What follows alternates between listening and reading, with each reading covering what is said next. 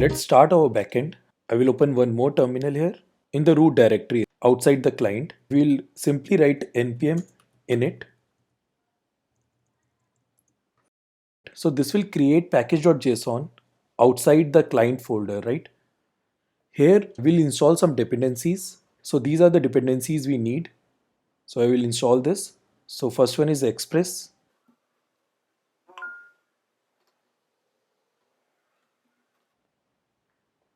Second one is body parser. Third one is course. Next is .env. Next one is Redis. And the last one is socket.io.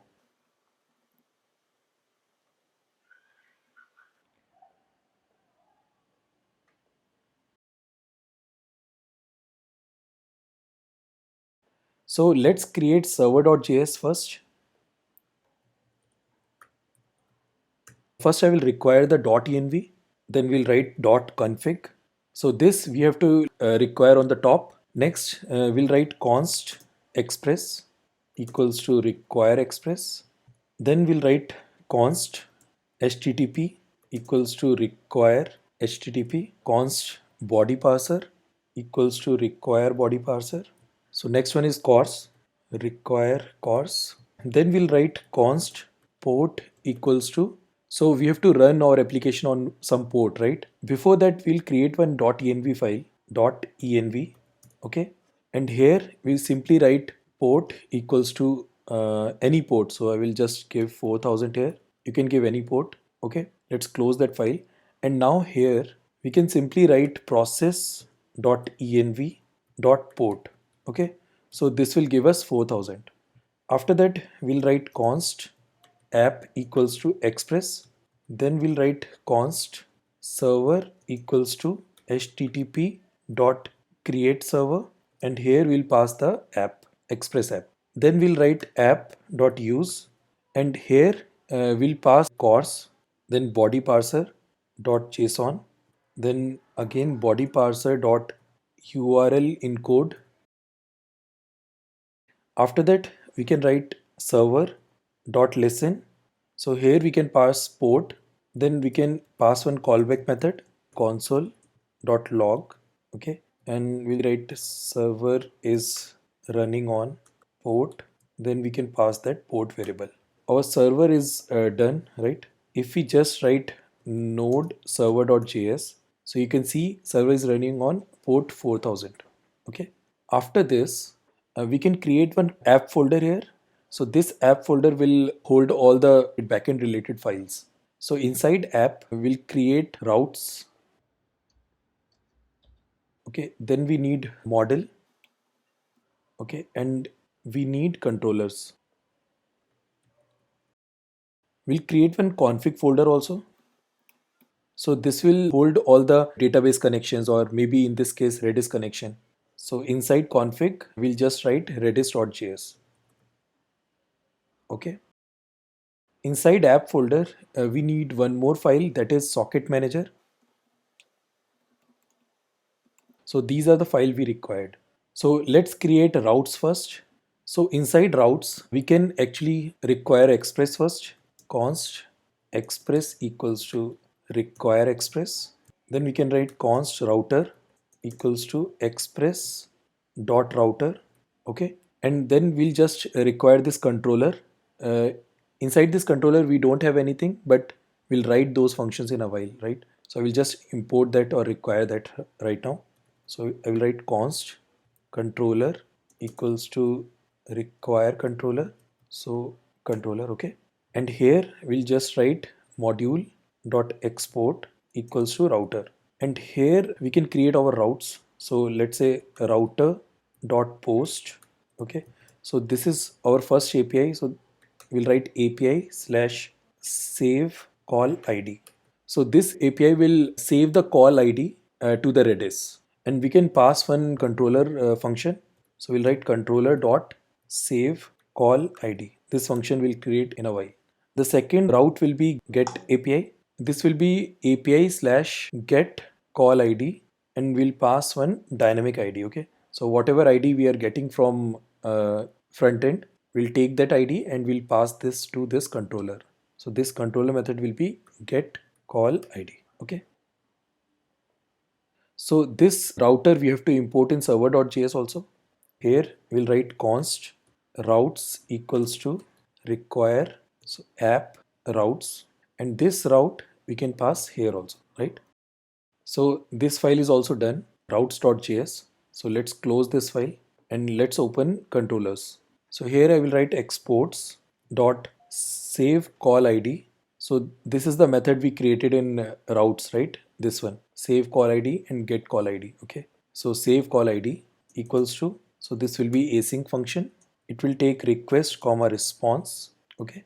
Here we'll write try catch block, and inside catch we'll just write res dot status 400 dot send, and we'll send exception dot message.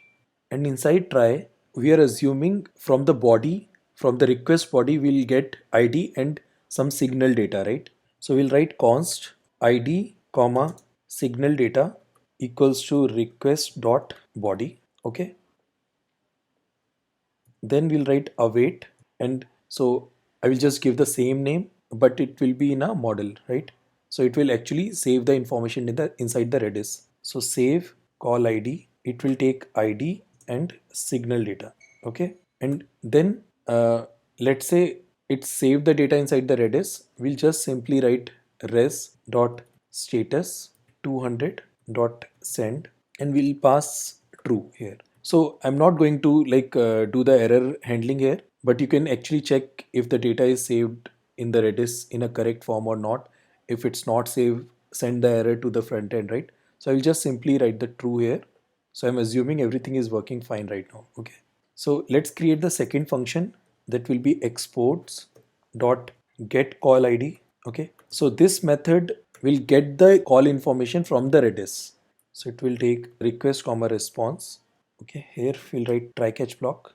Here we'll simply write exception dot message, right? This one only. Okay, inside try we'll write const, and we'll take ID equals to request dot params. Okay, so this ID is actually coming from the params, right? This one, this. Okay, then we'll write const code equals to await get call ID, then we'll pass the ID here. So this is a model function, model method. Okay, so this method will write in a while. Okay, then res dot status 200 dot send, and here we'll simply send code like this. Okay, so this is done. Here we have to import the model also, right? So we'll write const equals to require, we'll take this model. Okay, and from this model we'll take two methods. So one is this save call ID, and second one is get call ID. So controller is also done. Now we'll move to the model. So before this model, we have to configure our Redis also, right? So inside config redis.js, we can write let redis equals to require redis.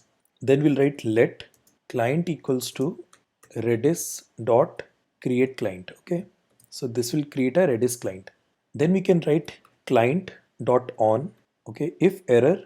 Okay, we'll just console log for now, and here we'll just write module dot exports equals to client.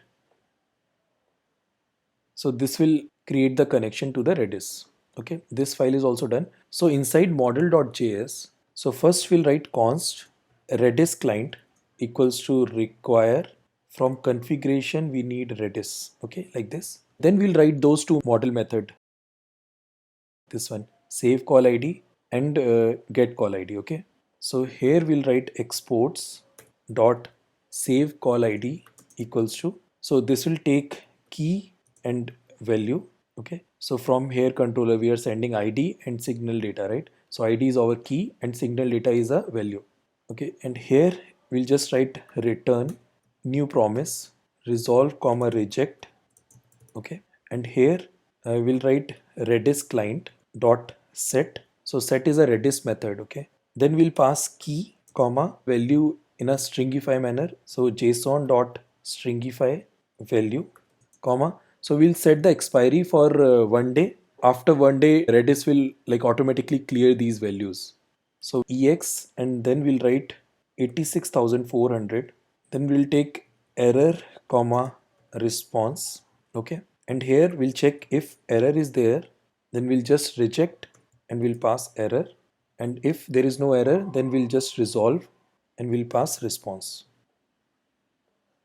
Okay. So like this, we'll write another method. So we'll write exports dot get call ID. So it will take a key.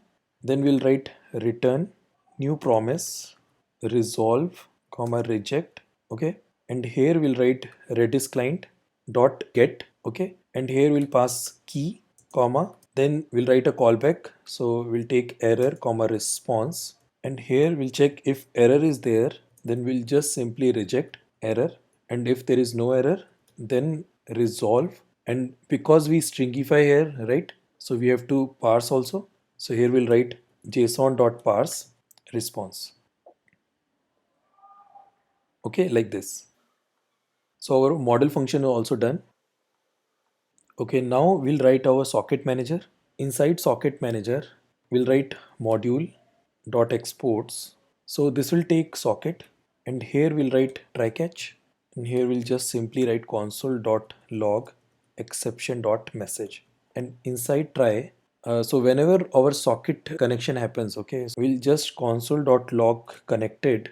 So here we'll write socket dot on code. So this is the event name, and here we'll pass data, comma, callback. Okay, and after we get this data, right, then we'll just write socket dot broadcast dot emit. So this is again the event name, then data. Okay. So here one thing more we have to do. So we already exported this, right? So inside server.js, after this, we can write const io equals to require socket.io, and after that we'll pass server. Okay, like this. Now we have this io. Okay, so here we can write io dot on connection, and we'll pass the socket manager. Okay, like this. But this socket manager we didn't require here, so we have to require. So we'll write const socket manager, this one, equals to require. Then we'll write app, then socket manager, like this. So we'll just restart the server.